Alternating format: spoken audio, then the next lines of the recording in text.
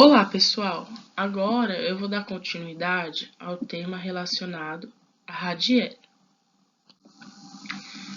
Agora vamos dar início quando devemos utilizar o radier.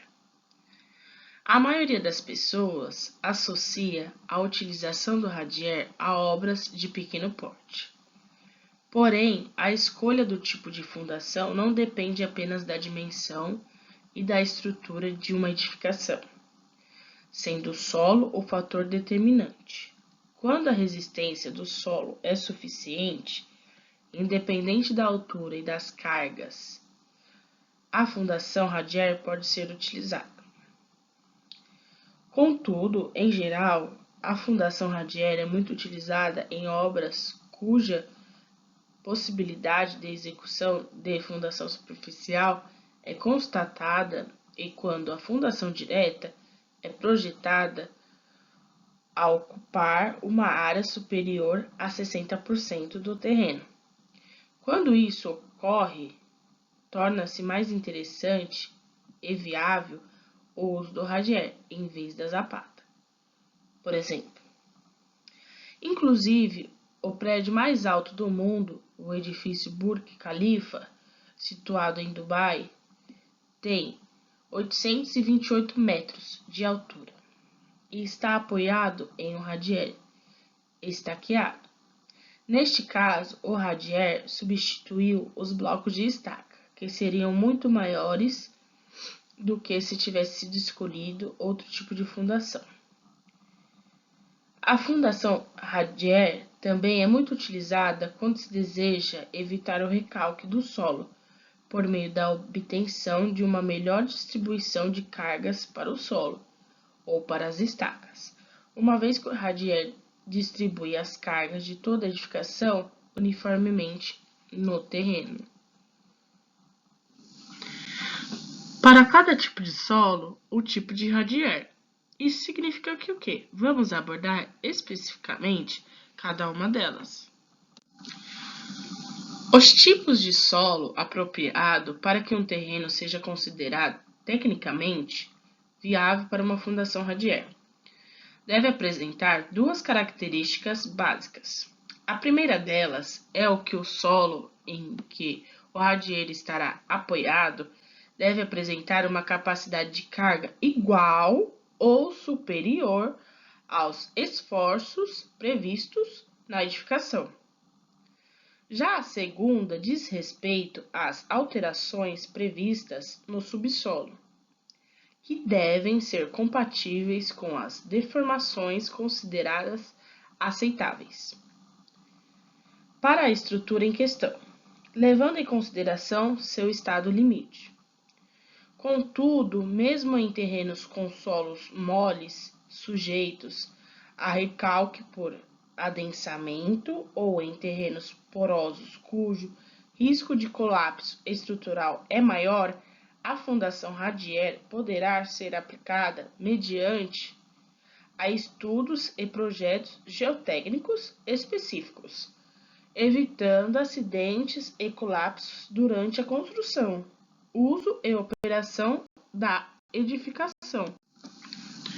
Agora eu vou citar os tipos de radier, que são eles: radier com concreto amado, radier com concreto protendido, radier nervurado, radier estanqueado. Com esses diferentes tipos de radier, as possibilidades de uso são ampliadas, incluindo até edificações extremamente altas ou solos que apresentam baixa resistência superficial, que geralmente utilizam o radier estanqueado.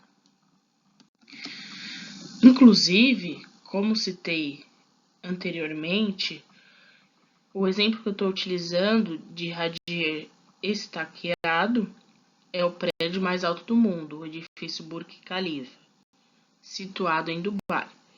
Ele tem 828 metros de altura, que está apoiado um radier estaqueado. Agora, vou citar um pouco as vantagens e desvantagens do radier. Como o processo construtivo é extremamente simples, segue os seguintes benefícios. O baixo custo. O hardware apresenta menor custo que outros tipos de fundações rasas e profundas. Uma vez que seu processo executivo é mais simples, emprega menor quantidade de material. É mais rápido e requer menor quantidade de mão de obra disponível. Com a redução do custo, a edificação passa a ter um preço mais competitivo, proporcionando assim maior lucratividade ao construtor.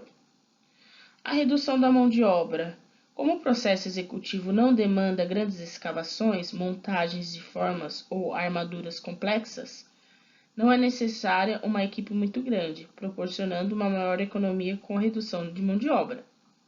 O tempo de execução. Reduzido conforme citado o processo executivo, é simples e não demanda grandes escavações, e, consequentemente, não há grande motivação de terra. O processo de nivelamento e compactação é mais simples, assim como os demais processos, como a montagem das formas e armaduras. Dessa maneira, a redução do tempo de execução é significativa, gerando também uma economia para o construtor e para o cliente.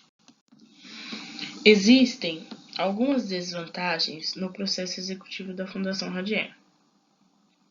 A necessidade de realizar as instalações hidrossanitárias precocemente pode ser um fator negativo quando o projeto não está definido ou o planejamento não for feito de forma adequada. Além disso, quando é necessário aumentar a resistência do radier, existe uma dificuldade, pois o processo é mais difícil e promove elevação nos custos.